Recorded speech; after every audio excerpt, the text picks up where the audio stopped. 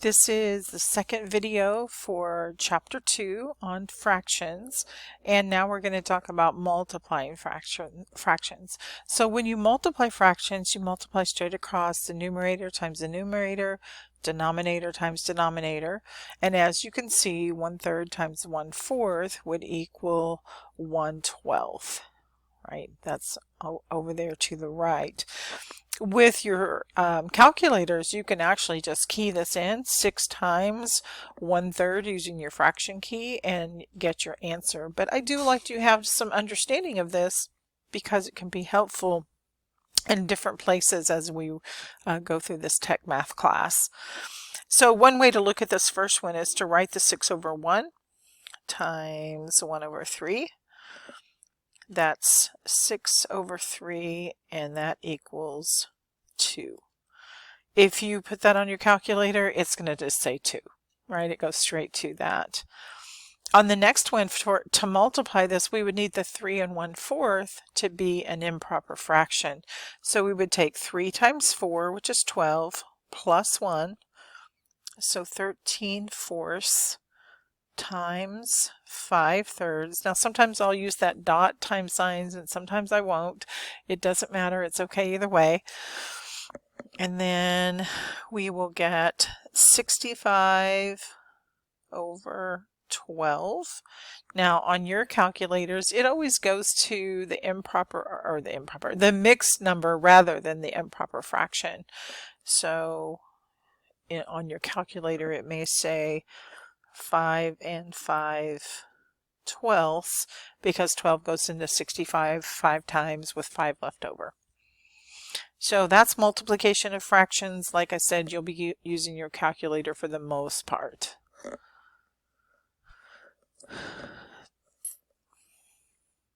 Okay, so I had to get out for a second and get rid of that blurry screen.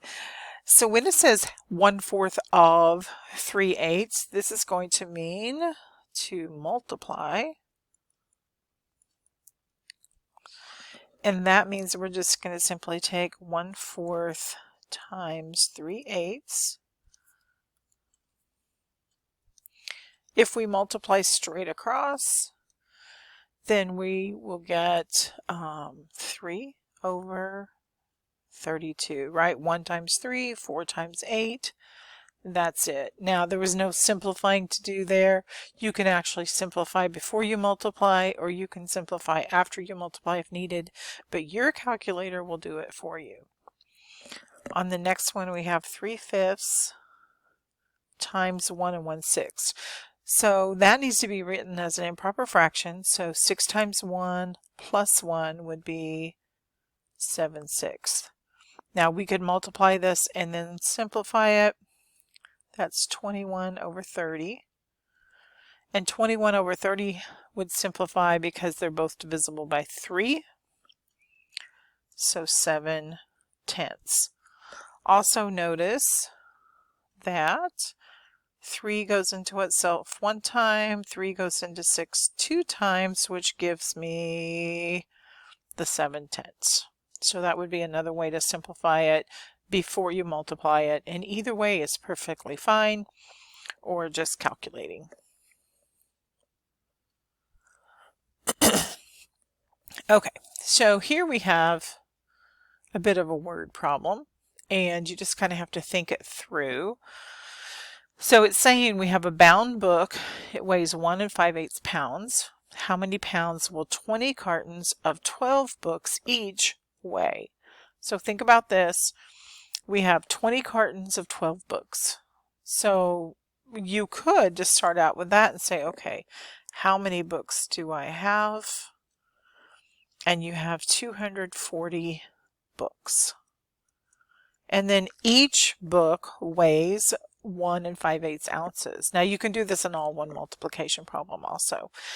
So if I take 240 books times 1 5/8, that will give me my answer. You can write the 1 5/8 as an improper fraction or just enter it on your calculator as 1 5/8.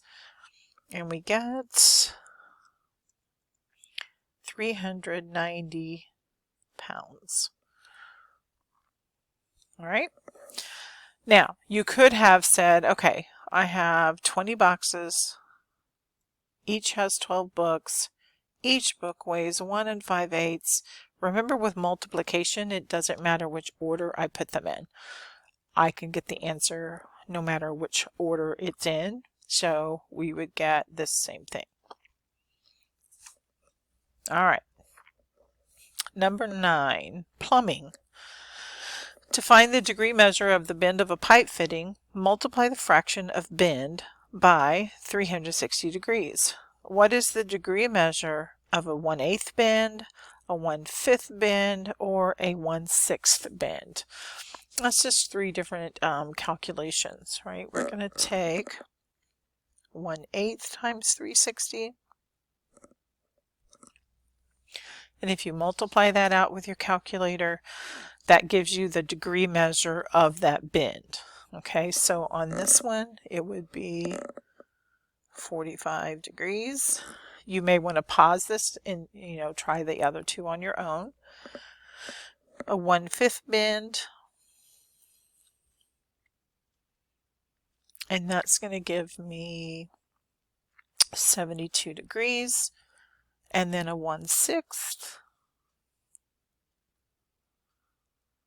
would be 60 degrees. Now, the degree symbol is required here. You always want to make sure that you're labeling your answers. In this case, they were degrees. On the first one, it was pounds. And so be sure that you keep that in mind.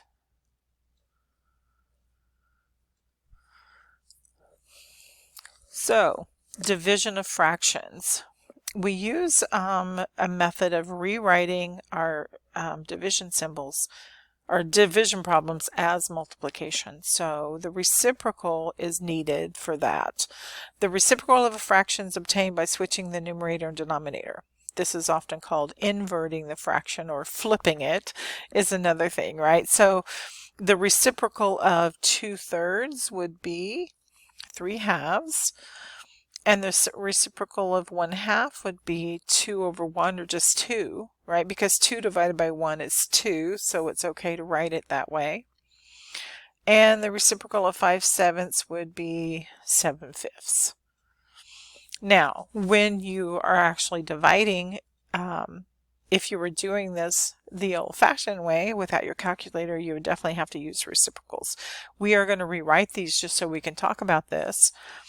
And so instead of division, I want to write this as multiplication. That's 7 times 2/1, or we just write 7 times 2, which is 14.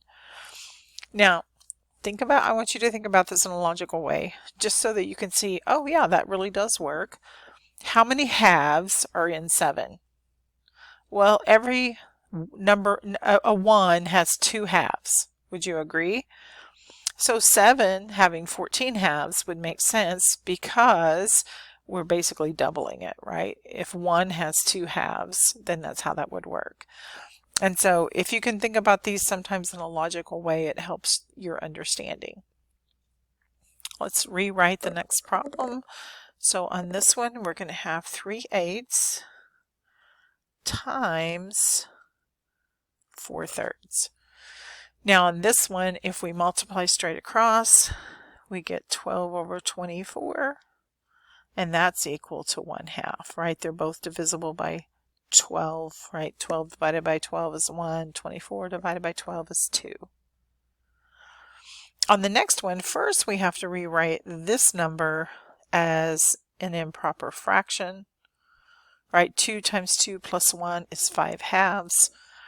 And so we're going to take 7/8 times 2/5, right? We're going to flip this one to get that 2/5. And then we can multiply these. Now, I think on this one I'll simplify first. How about we do this? 2 goes into itself once and 8 4 times. So when we multiply, we end up with 7 times 1, which is 7, and 4 times 5, which is 20. And so it is 7/20.